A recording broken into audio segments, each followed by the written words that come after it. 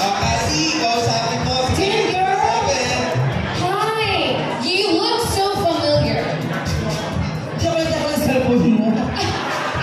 No, I'm not accusing you of anything. Lapit ka rito, girl. Para makita nila yung kagandahan mo, ano. Okay na yung nangyari lang ng konti sa akin doon. Pero, eto ha, natanong ko lang, kasi you are from Tabaco City. Yes. Oo. So, ang nire-represent mo, Tabaco din. Kasi alam mo, sikat siya sa Tabaco at saka sa Legazpi. She has a very huge social media following. And that's how I got to know her through social media. And this is the first time na nagkita tayo face to face. Right? And wala, ang pretty-pretty mo lang. Yun lang gusto kong sabihin. Medyo nahihiya siya. Are you an introvert or... I just want to listen to your voice. Oh, thank you so much. How young are you right now? How young are you right now? I'm 34. Mag-35 na po ako this coming December. So. Still very young. Your birthday is also December. December what? Or December 24 is your birthday. Birthday ko 25. Ha? December 9, malayo. 24, 20. Ooh! Capricorn tayo parehas. Yes. No wonder I like you. Dito ka, girl. Ayan o, para makita ka ng mga hurado. Galingan mo ha, kasi you have my vote. Diba? I'm following you in social media. hindi ko bawal ako mag-social media for Facebook because yung parang pinatingin niya pag for social media platform. Bakit? Ayaw yan po. Ayaw na nakikita ko sa Facebook. Baka we cheating others or you're lying. Ano daw? Cheating others? Ano yun? Cheating, yung mag-cheat po ako sa iba. Yung Yung boyfriend niya! Pinagbabawalan siya mag-social media. You should explain. Okay, go. Balita ko, ikakasal na kasi daw si Alulu. Okay, best. Congratulations then. Opo, give me a 2 million. Tawa sa mga people. Ayan. So, ikakasal ka na. Yes po. Pero it's a red flag na ang boyfriend mo o ang taong aasawahin mo ay napakaseloso. It doesn't bother you? Hindi naman po. Pero pinagbabawalan ka mag-social media. I mean, how can you live without social media? You can monetize your posts, your contents, and makakatulong sa panimula nyo yun bilang mag-asawa. Ayaw niyo bang, intindihin yung klase ng trabaho meron ka? You're a content creator. Hindi namin po kailangan ng social media kasi mayaman po siya.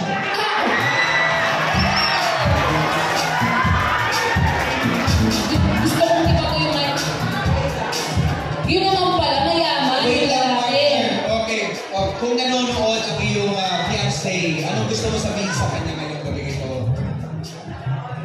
Oraki, sa pinta, mahini, yung time. For starting the campus for me, y apenas está quietas de tato y quietas están y una de pinta, espíritu, están las piensas y te mala, brillamienta, luces buscata. Wow! Hindi lang yan, partner, ang kaya niyang gawin. Marami siyang languages na kayang gawin. Wait lang! Ano ba yung sinalita mo kanina? Anong lingwahe yun? Ano lingwahe? Spanish. Spanish. Spanish. Taga saan po yung fiancé mo? Spanish. Taga Espanya. Espanya, Manila. Malapit sa UST. Out of country. Espanya out of the country. So, Spain. Wow. Wait lang. Sige, Kasi sige, sa sige, go. Spanish, ano ba yung kaya mong language? Sige, go. Actually, I'm graduated magkakalaw of international law and languages of the United States of America. Yes po, may mga diploma po ako. We have a certificate na magkakalaw po. Thank you so much. Ano, na-test natin ang pagiging magna cum laude mo. Ano pang second language na kaya mong gawin? Japan. Portuguese, Bulgarian, Russian, Bulgarian. Absolutely, America, Francis. Wow, Japan Ano tayo. yun? Japan yun. Arigato gozaimasu. Watashi wa Florida, so nag-guess ka? This guess is a Wala, because it's not. Wala, talaga nito ni number 7. No doubt, magna cum laude. At tingnan natin kung talagang magna cum laude dahil bubunot ka na ng iyong number. Para kay number 7. This could be an additional medal for you if you get things right with this picture. And you picked, partner, ano number? Number 2. Number 2.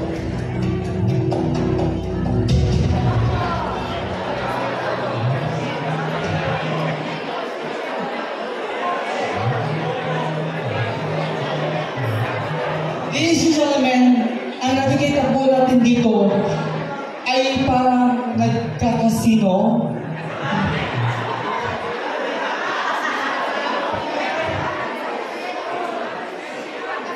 It's okay, there's no time limit.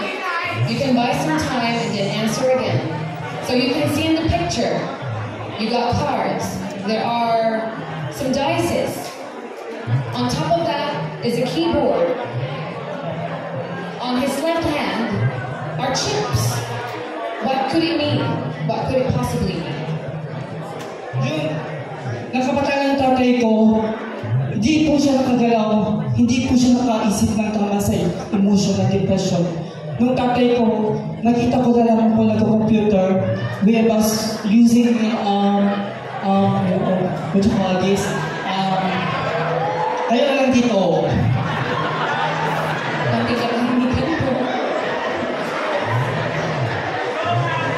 It's okay, you can buy some more time. Wala tayong time limit.